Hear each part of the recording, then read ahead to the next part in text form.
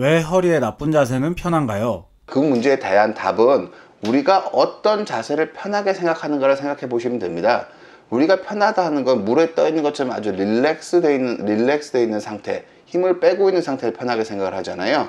그런데 우리가 힘을 빼면 왜 구부정해지는지에 대해서 우리 골격 구조를 이해하면 누구나 알 수가 있습니다. 보시는 것처럼 목뼈와 머리뼈가 있는데요. 목뼈가 머리뼈의 뒤쪽에 붙어 있습니다. 목과 머리가 연결되는 거는 우리 머리 전체의 무게중심에서 볼 때 상당히 뒤쪽에 연결되어 있습니다. 무게중심이 앞에 있고 목뼈는 뒤에 있으니까 힘을 빼면 우리는 앞으로 구부러지게 되는 겁니다. 똑같은 이유로 어깨는 등뼈보다 앞에 있기 때문에 힘을 빼면 어깨가 이렇게 구부러지는 겁니다.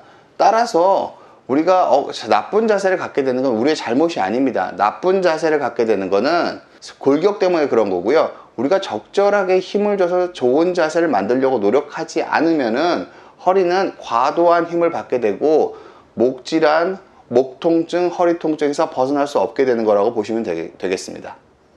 나쁜 자세를 오래 유지하면 어떤 문제가 있나요? 기본적으로는 우리가 힘을 받는데 문제가 생깁니다. 이렇게 전체적으로 요추 전만이 있어야지 위에서 누를 때 스프링처럼 이렇게 완충을 해줄 수가 있거든요. 근데 이게 이런 식으로 돼 있으면은 전만이 사라지면 누르면은 완충작용이 안 일어납니다. 디스크나 관절의 파괴가 좀 더 빨리 오게 됩니다. 우리가 어떤 게 좋은 자세인지 우리 모두 다 알고 있습니다. 우리가 달리기 하려고 하기 직전에 우리가 취하는 자세 있잖아요. 좋은 자세입니다. 본능적으로 우리 몸이 강하게 흔들리기 전에 우리 척추를 보호하기 위해서 턱을 당기고 가슴을 펴고 배에 힘을 딱 주게 됩니다. 골반도 딱 잡히게 되고, 이거는 우리가 본능적으로 몸이 자기를 보호할 수 있는 자세를 알고 있는 거고요. 실은 그 자세가 우리가 그토록 원하는 바른 자세에 가장 가까운 자세입니다. 즉 여기서 말하는 바른 자세라는 편한 자세가 아니라 내구성이 좋은 자세라고 말씀드릴 수 있을 것 같습니다. 바른 자세의 기본 원리가 있을까요? 바른 자세의 기본 원리는 아주 간단합니다. 머리의 무게를 잘 받칠 수 있는 자세라고 보면 됩니다. 보통 우리가 머리가 차지하는 부분이 되게 크기 때문에 이 머리의 무게를 전체 척추가 잘 받아들일 수 있어야 되는데요. 결국 이거를 플럼 라인이라고 부르기도 하고, 머리 무게가 머리선, 어깨 옆선 이렇게 직선으로 내려야 되는 기준점을 얘기하는 경우도 있습니다. 바른 자세와 스트레칭 중 하나를 선택한다면? 우리가 아주 가벼운 물건도, 제가 이 가벼운 망치도 들고 있으면 10분 정도 들면 손이 부르르 떨립니다. 그러니까 근육의 지구력을 높이는 건 상당히 어려운 문제입니다. 그래서 너무 바른 자세를 경직돼서 유지하려고 하기보다는 바른 자세에서 적당히 신경을 쓰지만 스트레칭을 번갈아가면서 해주는 게 오히려 근육 피로도를 줄이기 때문에 자세 유지하는 데 더 효과적인, 전체적인 종합적인 건강관리엔 더 효과적일 가능성이 저는 더 크다고 생각을 합니다. 플랭크 운동은 허리에 좋은 운동인가요? 플랭크는 허리에 보통 좋은 운동이 맞습니다. 왜 그러냐면은 아랫배에 힘을 줘서 상체와 하체를 연결하는 훈련을 시키는 겁니다. 그래서 자세 유지를 할 수 있는 훈련이기도 합니다. 그런데 제가 드릴 수 있는 말씀은 플랭크가 모든 사람한테 좋은가? 그러니까 제가 어떤 재활 운동할 때 여러분들한테 꼭 말씀드리고 싶은 거는, 그 재활 운동을 자세를 시범 보이는 사람이든 누군지 따라를 해봐서요. 따라해서 자세가 정확하게 나오면 하셔도 됩니다. 근데 플랭크 자세 자체가 이렇게 정확하게 취하는 게 처음부터 안 되시는 분들이 꽤 많으시거든요. 근데 내가 잘 안 되는데 억지로 참고 해서 그걸 하려고 하시면은 위험할 수 있습니다. 그러니까 모든 재활 운동은 내가 해봤을 때 자세가 정확하게 나오는 동작은 하셔도 되는 거고요. 그게 아무리 좋은 동작이어도 내가 해봤을 때 자세가 안 나오면은 하시면 사악한 결과를 부를 수가 있습니다. 플랭크를 처음 하시고 싶으신 분이시라면은, 내가 해서 자세가 안 되면은 무릎을 땅에 대고 하는 세미 플랭크 형태로 하는 것도 있으니까요. 그런 것들을 생각을 하시면서 활용하시는 게 좋습니다. 공원에 많이 있는 거꾸리는 허리에 도움이 되는가요? 거꾸리를 해보셔서 별다른 통증이 없고 쾌감을 느끼시는 분들한테는 제가 하지 말라고 말씀을 잘 드리진 않고, 하던 거는 하셔도 되는데 너무 많이 하지만 말라고 말씀을 드리는데요. 만약에 거꾸리를 한 번도 안 해보셨던 분이 내가 허리가 좁아져 있으니, 디스크 간격이 좁아져 있으니 거꾸로 매달려서 이거를 넓히겠다라는 생각으로 거꾸리를 하신 거라면은 아주 잘못된 생각에서 거꾸리를 하시는 겁니다. 무슨 뜻이냐면은 디스크는 두부와도 같아서요. 한 번 좁아지면은 으깨져 버린 겁니다. 그걸 다시 당긴다고 해서 으깨진 두부가 다시 펴지지 않겠죠? 좁아진 거를 다시 반대 방향으로 당긴다고 해서 다시 펴지지 않습니다. 병원에서 하는 뭐 견인 치료 같은 것들은 일시적으로 좀 당겨주면서 그 순간 뭐 압력을 좀 완화해서 통증을 줄이기 위한 수단으로 쓰는 거지, 그 견인 치료를 통해서 구멍을 넓힌다고 생각하는 의사는 없습니다. 사람마다 몸무게도 다르고 체형도 다른데 자기 전신의 체중을 상당 부분 받는 거꾸리는 너무나도 과격하고 공격적인 치료입니다. 마지막으로 한 가지 더 부연해서 말씀드리면요, 우리는 서서 걷는 동물입니다. 15분 거꾸로 매달려 있는다고 넓어지지 않을 것 같습니다. 참고하십시오.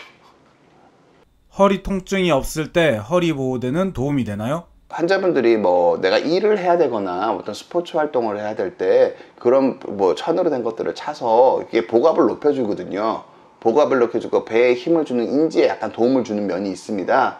그래서 환자분들이 그걸 뭐 차서 내가 운동하는데 도움이 된다면은 잠깐씩 착용하시는 건 괜찮은데요, 이걸 상시적으로 착용하시게 되면은 원래는 그 복대를 돌리는 그 힘이 그 복횡근이라고 부르는 심부 근육이 해야 될 일을 하는 겁니다. 그 코르셋처럼 몸을 이렇게 안으로 쏙 들어오게 조여주는 근육이 있거든요. 근데 그 근육이 해야 될 일을 걔가 해주게 되는 겁니다. 그럼 그 근육은 일을 안 하겠죠, 상시적으로. 그럼 그 근육은 퇴화됩니다. 복대를 했을 때 느낌이 나도록 배에 힘을 주는 것, 아랫배에 힘을 주는 게 배에 힘주기고 재활의 요체입니다. 시중에 판매하는 자세 교정 밴드는 허리에 도움이 되나요? 내가 뭐가 바른 자세인지 자체를 모르시는 분들이 있으세요. 이제 그런 분들이 그런 기구 같은 것들을 좀 이용하면은, 아, 내가 등을 펴는 게 이런 거구나, 내가 어깨를 펴는 게 이런 거구나, 그런 인지를 도와줄 수는 있습니다. 결국은 우리가 자세가 나쁜 거는 자기가 운동이나 스트레칭이나 재활을 통해서 펴야지 그게 자기께 되지, 그 자세를 유지하기 위한 근력을 기르지 않으면서 보조기를 착용하는 것은 그 자세를 할 수 있는 확률을 높여주지 못합니다. 허리에는 어떤 침대가 좋은가요? 라텍스, 돌침대, 스프링, 바닥 생활 중 고른다면? 바닥에서 있는 건 별로 좋지 않습니다. 일어나는 동작을 포함하기 때문에 자다 깼을 때 뭐 스트레칭 열심히 하고 이러는 사람 별로 없기 때문에 그 바닥에서 일어나는 것 자체가 허리에 상당한 스트레스를 줍니다. 원래 허리 불편하신 분들은 침대에서 아랫배, 윗배를 동시에 동체를 배에 힘을 주고 일체화시켜서 굴려서 일어나라고 말씀을 드리거든요. 아침에 일어나다가 허리 나가신 분들이 의외로 꽤 많으세요. 그래서 바닥에서 생활하시는 건 일단은 추천드릴 수가 없고요. 너무 푹신푹신하지만 않으면은 저는 침대로서는 직접 누워 보시고 편한 걸 선택하면 되지 않을까, 그렇게 생각합니다. 예. 호보법이라고. 이야기만 잘. 예. 제가 그 PD님 보시고 영상을 봤는데 아주 빵 터졌습니다. 너무너무 신박한 영상이더라고요. 그 아이디어는 뭐냐면은, 우리가 결국은 두 발로 걸으면서 특히 요추에 힘이 좀 많이 걸리게 됐다. 그래서 우리가 원래 그 네 발 걷는 동물처럼 걸어 다니게 되면은 허리에 떨어지는 스트레스는 줄지 않겠느냐라는 아이디어에서 나온 걸로 생각이 됩니다. 그런데 문제는 우리가 네 발 기기 운동을 하면 네 발로 기는 동안 허리는 좀 덜 아플 수 있겠지만, 기본적으로는 우린 또 어차피 걸을 거 아니에요. 그 걸을 때 결국 안 아프게 할 수 있는 운동이 돼야 되는데, 네 발로 기는 동작 자체가 기는 동작을 하는 시간 동안은 허리에 추가적인 무리가 덜 갈 확률이 있다고 선 치겠지만, 그거 자체가 두 발로 다시 섰을 때 허리를 강하게 만들어줄까? 그건 강한 의구심이 있습니다. 허리 재활을 할 때는 배에 힘을 잘 주는 습관과 바른 자세를 벗어난 어떤 행동들은 저는 여러분들의 소중한 시간을 투자하시기엔 조금 아깝지 않나, 조심스럽게. 다른 것들도 의미는 있겠지만 이게 더 중요하기 때문입니다. 저는 그렇게 말씀드릴게요. 내가 어떻게 할 때 더 아픈지를 아는지가 제일 중요합니다. 무슨 뜻이냐면은, 내가 어떤 행동을 할 때 어느 부위가 얼만큼 더 아픈지를 잘 설명할 수 있으면 그걸 피할 수 있다는 걸 의미합니다. 그래서 저는 환자분들한테 내가 어떤 나쁜 자세를 취할 때 어디가 더 아파지는지를, 얼만큼 더 아파지는 이해하시는 게 건강관리의 첫 번째라고 생각을 합니다. 바른 자세를 하는 습관에 가격을 매긴다면?